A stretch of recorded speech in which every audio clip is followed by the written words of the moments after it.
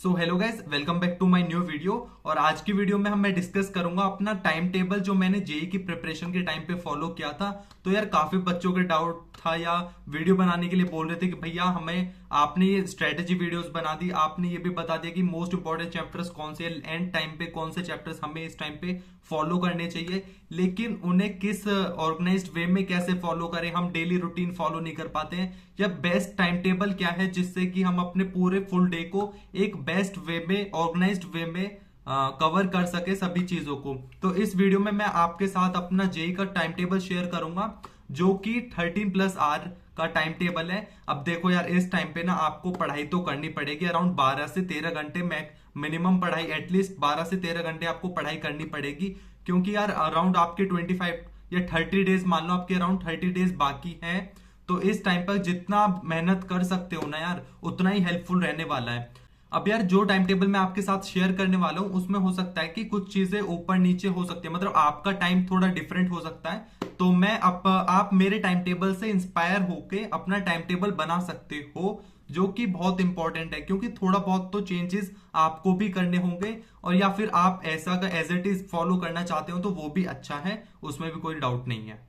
And guys, before starting this video, अगर आपको video अच्छी लगती है तो लाइक जरूर करना और चैनल को भी सब्सक्राइब कर लेना। जो लोग इस चैनल पर नए हैं, मैं ऐसे ही वीडियोस लाता रहता हूँ, लाइक गाइडिंग वीडियोस लाता रहता हूँ आप सभी के लिए। So let's start my time table. तो सबसे पहले मैं I use to wake up at 5:45 AM।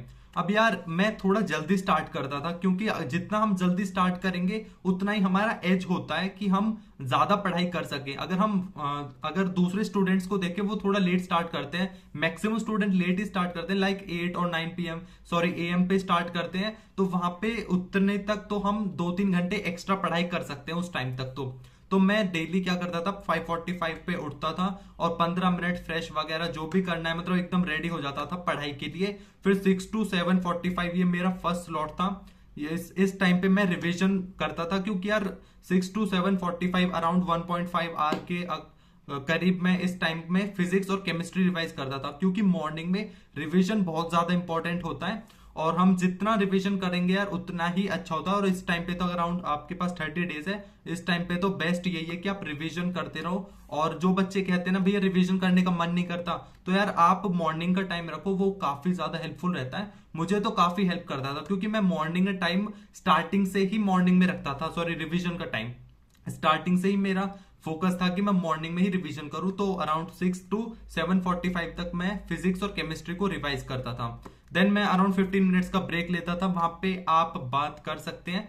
और फिर सेकंड स्लॉट था मेरा 8 to 12। अब यार ये 4 घंटे का एकदम कंटिन्यूस स्लॉट था। इसमें हो सकता है मैं 10-15 मिनट का बीच में ब्रेक ले लेता था, लेकिन ट्राई करता था मैं 8 से 12 घंटे रेगुलर स्टडीज करूं। क्योंकि यार जो जेई का एग्जाम होने वाला है ना, वो अराउंड 3 आवर की मिनिमम सेटिंग होनी चाहिए आपको, क्योंकि 3 घंटे आपको कंटिन्यू बैठना होता है जेई एग्जाम के टाइम पे। तो मैं वो और इस टाइम पे तो आपको वो सिटिंग भी बिल्ड करनी चाहिए, मतलब स्टार्ट कर दो अभी से आप कम से कम 3-3 घंटे बैठना। तो मैं 8 से 12 तक बैठता था, जिसमें अपने video lectures plus note making करता था और शॉर्ट नोट्स बनाता था। अब इस टाइम पे ना यार मैं वीडियो लेक्चर्स, मतलब अपनी जो कोचिंग में एनरोल किया हुआ था उसके वीडियो लेक्चर्स देखता था, या फिर यूट्यूब वीडियो लेक्चर्स भी कह सकते हो आप। वो सब चीजें करके फिजिक्स और केमिस्ट्री के लिए और थोड़े बहुत मैथ्स के लिए भी देख लेता था और नोट मेकिंग करता था। अब यार इस टाइम पे आप इसे थोड़ा डिफरेंट वे में स्ट्रक्चर कर सकते हो। जैसे कि आपका अब लास्ट 1 मंथ है, तो मैं अपने लास्ट 1 मंथ की बताऊं तो मैं इस टाइम पे क्या किया था कि इस टाइम पे मैं मॉक टेस्ट देता था ऑल्टरनेट डेज पे, हफ्ते में 2 से 3 मॉक टेस्ट देता था। तो उसी के बेसिस पे मैंने इस टाइम को 9 से 10, 8 से 12 में 8 से 9 वाला रिवीजन टाइम और 9 से 12 में मॉक टेस्ट के लिए रखता था, जिसमें आप अभी मॉक टेस्ट दे सकते हो, या फिर अपने नोट मेकिंग, जिन बच्चों का सिलेबस कंप्लीट नहीं हुआ है, आप अपना वीडियोस वॉच कर सकते हो प्लस नोट मेकिंग कर सकते हो। तो यार जो बेस्ट पार्ट होता है ना मॉर्निंग में उठने का, ये यही होता है। आपने 12 AM या 12 PM या जो भी है, 12 से पहले, 12 ओ क्लॉक से पहले अराउंड आपने 5 से 6 घंटे पढ़ाई ऑलरेडी कर ली है। लेकिन जो बच्चे लेट स्टार्ट करते हैं वो 2-3 घंटे ही पढ़ पाते हैं, और उनका माइंड फ्रेश भी नहीं रहता। अगर आप मॉर्निंग में जल्दी उठ के पढ़ाई करते हो तो आपका माइंड फ्रेश रहता है और आपका कॉन्फिडेंस भी थोड़ा हाई रहता है, क्योंकि आपको लगता है कि यार दूसरे बच्चों के कंपेयर में मैंने जल्दी स्टार्ट किया और ज्यादा चीज, कम टाइम में ज्यादा चीजें भी कवर कर लेते हैं हम मॉर्निंग में। तो आप एक अपर एज पे रहते हो अगर मॉर्निंग में जल्दी स्टार्ट करते हो और आपने ऑलरेडी अभी तक 5 से 6 घंटे की पढ़ाई कर ली है।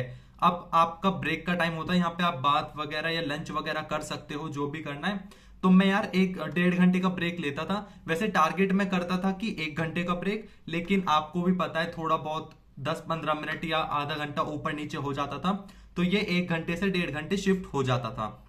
तो देन मैं 1:30 टू 3 PM तक 1.5 घंटे का स्लॉट 2 रखता था। स्लॉट 1 था 8 to 12 और सेकंड स्लॉट था केमिस्ट्री के लिए 1:30 टू 3 PM तक का, जिसमें मैं क्वेश्चन प्रैक्टिस करता था केमिस्ट्री के लिए। अब देखो यार, थ्योरी पार्ट मैंने बिफोर 12 का रखा था, क्योंकि मॉर्निंग में हम थ्योरी अच्छे से कर लेते हैं, लेकिन आफ्टरनून में अगर थ्योरी पढ़ते हैं तो बोर हो जाते हैं, और क्वेश्चन प्रैक्टिस हम आफ्टरनून में अच्छे से कर लेते हैं। तो ये भी मेरा प्लान का मतलब डिसाइड किया हुआ था मैंने ऑलरेडी कि मॉर्निंग में मैं सारी थ्योरी पार्ट कर लूंगा, लेक्चर वगैरह या नोट मेकिंग, और आफ्टर 12 में क्वेश्चन प्रैक्टिस का टाइम रखूंगा, जिसमें मैंने 1:30 से 3 PM तक का 1.5 घंटे में केमिस्ट्री का क्वेश्चन प्रैक्टिस करता था। अब आप भी क्वेश्चन प्रैक्टिस करते हो, मैं बेसिकली उसमें प्रीवियस ईयर क्वेश्चंस करता था, चैप्टर वाइज करता था, या फिर एक टाइप का मॉक टेस्ट टाइप देता था, जिसमें मैं 15-20 चैप्टर उठाए, उससे हर एक चैप्टर से एक एक क्वेश्चन उठा लिया, तो एक क्वेश्चन बैंक बन जाता था 20 से 30 क्वेश्चन का, तो वो सॉल्व करता था। तो इस टाइम पे मैं 1.5 घंटे केमिस्ट्री को देता था 1:30 टू 3 PM तक प्रैक्टिस के लिए। और आप भी क्वेश्चन प्रैक्टिस कर सकते हो। इस क्वेश्चन प्रैक्टिस में आप क्या कर सकते हो, जो भी आप कोचिंग में एनरोल्ड हो ना, उसमें जो मोस्ट इंपॉर्टेंट क्वेश्चंस आपने मार्क किए हुए थे वो सॉल्व कर सकते हो, प्लस प्रीवियस ईयर क्वेश्चन कर सकते हो, वो बहुत ज्यादा इंपॉर्टेंट होते हैं इस टाइम पे। और सेकंड था मेरा 3 to 5 तक 2 आवर्स मैं फिजिक्स के लिए रखता था, क्योंकि फिजिक्स में थोड़ा कॉन्सेप्ट पे भी फोकस करना होता है और क्वेश्चन प्रैक्टिस, दोनों चीजें जरूरी होती हैं। तो इस टाइम पे मैं 2 घंटे फिजिक्स को देता था, जिसमें मैं थोड़े बहुत मतलब आधे घंटे में रिवीजन पार्ट रखता था, जो मुझे जिस चैप्टर्स की क्वेश्चन प्रैक्टिस करनी है उस चैप्टर का मैं 15-20 मिनट में रिवाइज कर लेता था फटाफट। देन जो मेरा 1.5 घंटा बचेगा उसमें मैं क्वेश्चन प्रैक्टिस करता था फिजिक्स के लिए। क्वेश्चन प्रैक्टिस इस टाइम पे डेली बहुत ज्यादा इंपॉर्टेंट है, तो आपको भी रिकमेंड करूंगा कि आप भी डेली क्वेश्चन प्रैक्टिस करो थ्योरी रिवीजन के साथ साथ। तो अब 5 बज चुके थे, 1:30 से 5 तक काफी ज्यादा पढ़ाई हो चुकी थी, अराउंड आपने 10 घंटे की पढ़ाई कर ली है, और अब आधे घंटे का ब्रेक तो बनता है। तो इस टाइम पे मैं ब्रेक बनता था, पेरेंट्स के साथ बैठ लिए है ना, जैसे चाय वाय थोड़ी बहुत आप पी सकते हो, चाय वगैरह जो भी कॉफी आप पी सकते हो इसमें आधे घंटे के ब्रेक में। देन 5:30 टू 6:30 तक आपको टारगेट करना था। मैं इसमें क्या करता था ना, अब जो भी मैंने टारगेट बनाया हुआ था, प्लान बनाया हुआ था आज के लिए, उसमें क्या होता है ना कि कुछ क्वेश्चन है, मान लो एक्सरसाइज 1 आपको किसी भी सब्जेक्ट की, मान लो फिजिक्स की सॉल्व करनी है, उसमें आपको 40 क्वेश्चन है, लेकिन आप उस टाइम इंटरवल में 2 आवर्स में आप 30 क्वेश्चन कर पाए, 10 क्वेश्चन आपके बच गए। तो उस 5:30 टू 6:30 में मैं वही क्वेश्चन सॉल्व करता था जो मैं उस टाइम इंटरवल में सॉल्व नहीं कर पाया। तो इस टाइम को मैं एज अ बफर रखता था, क्योंकि यार ऐसा नहीं होना चाहिए ना कि जो क्वेश्चन सॉल्व नहीं किए वो मैं सॉल्व कर ही ना पाऊं, ऐसा ये सबसे बेकार होता है। इसलिए हमें टाइम टेबल बनाना चाहिए, लेकिन जो हमारा टारगेट है ना वो भी कंप्लीट होना चाहिए। तो मैं एज अ बफर टाइम रखता था, और उससे ना प्रेशर भी नहीं आता यार ये चैप्टर्स तो या ये क्वेश्चंस मेरे तो कंप्लीट ही नहीं हुए, तो उसमें मैं बफर टाइम रखता था। तो जो क्वेश्चंस रह जाते थे उन्हें मैं बाद में सॉल्व करता था, या फिर थोड़ा बहुत रिवीजन भी कर लेता था, क्योंकि एंड अभी लास्ट 20-30 डेज में ना रिवीजन और क्वेश्चन प्रैक्टिस बहुत ज्यादा इंपॉर्टेंट होती है। तो इसलिए रिवीजन क्वेश्चन प्रैक्टिस पे बहुत ज्यादा फोकस करता था मैं इस टाइम पे। एंड यार अभी तक 6:30 हो चुके थे और आपकी पढ़ाई हो चुकी थी अराउंड 10 घंटे तक की, और ये 10 घंटे जो पढ़ाई की आपने बहुत ज्यादा मेहनत की थी, मैंने भी और आपने भी, जो भी आप पढ़ रहे हो। तो इस टाइम पे इतनी पढ़ाई हो चुकी है, तो अब ब्रेक बनता है। अब इस टाइम पे क्या होता है, 6:30 टू 8 o'clock तक का ब्रेक था 1.5 घंटे का। अब यार आप बोलोगे कि भैया आपने दिन में भी 1.5 घंटे का ब्रेक रख लिया है ना, फिर 5 टू 5:30 के बीच में भी आधे घंटे का ब्रेक रख लिया।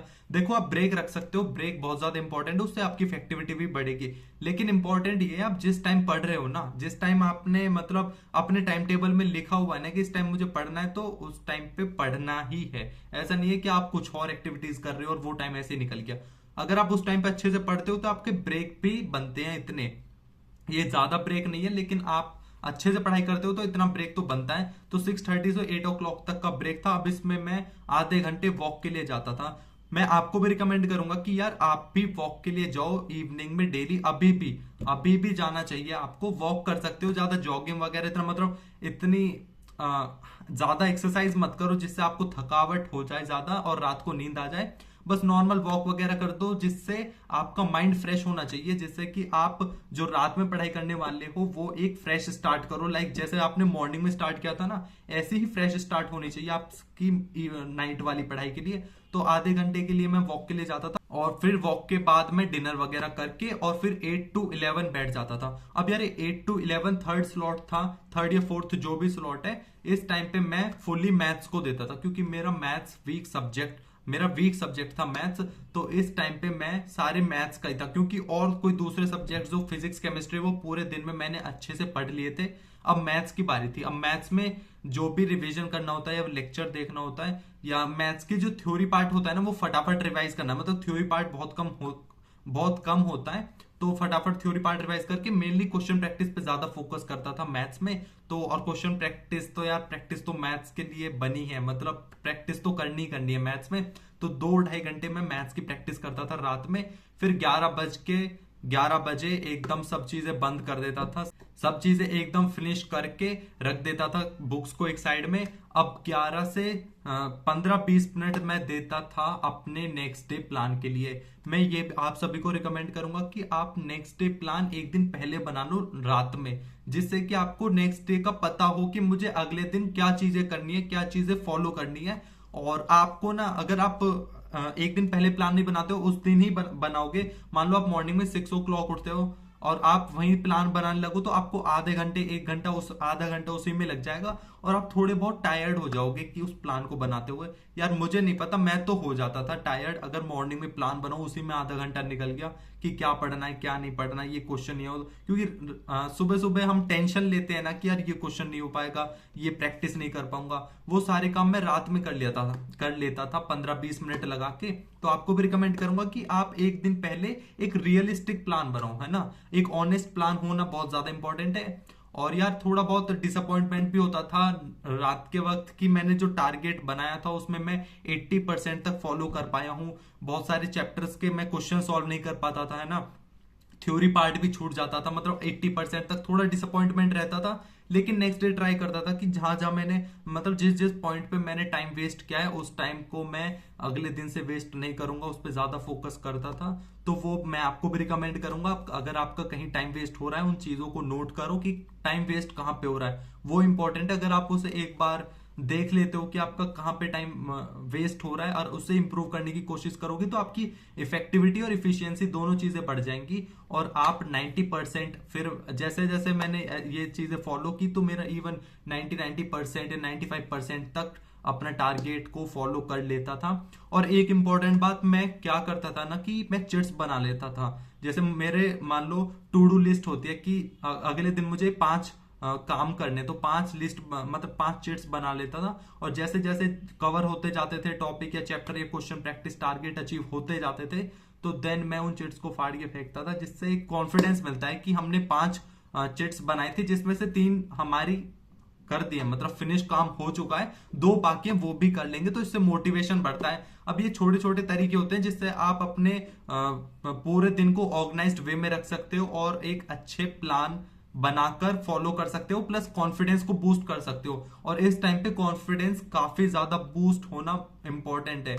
जितना आप कॉन्फिडेंट रहोगे ना इस टाइम पे, आपको उतना ही हेल्प करेगा। तो कोई भी नेगेटिव चीज आती है उसे इग्नोर करो और अपने जितना आप जो जो चीजें आपको कॉन्फिडेंस बढ़ाती हैं वो चीजें सारी वही चीजें करो। मान लो आपको यूट्यूब पे फनी वीडियोस देखना है, उसमें मजा आ जाएगा, लेकिन आपको कॉन्फिडेंस लो हो जाएगा, इसलिए आप यूट्यूब वीडियोस को वो छोड़ो, फालतू की वीडियोस को, और जो भी आप पढ़ाई रिलेटेड चीजें करोगे उसी से कॉन्फिडेंस बढ़ेगा। प्रैक्टिस करते रहो, थ्योरी रिवीजन करते रहो, मॉक टेस्ट भी देते रहो। तो यार आज की वीडियो में इतना ही। वीडियो अच्छी लगी हो तो लाइक जरूर करना, चैनल को सब्सक्राइब भी कर लेना, हो सके तो यार शेयर भी कर देना ताकि ये और भी स्टूडेंट्स को हेल्प करे। और जिन बच्चों को यार शॉर्ट नोट्स चाहिए तो लिंक डिस्क्रिप्शन में है टेलीग्राम चैनल का, जिसपे मैंने अपने शॉर्ट नोट्स अपलोड किए हुए हैं, तो आप जरूर से चेकआउट कर सकते हो। So thank you so much for watching this video. Bye.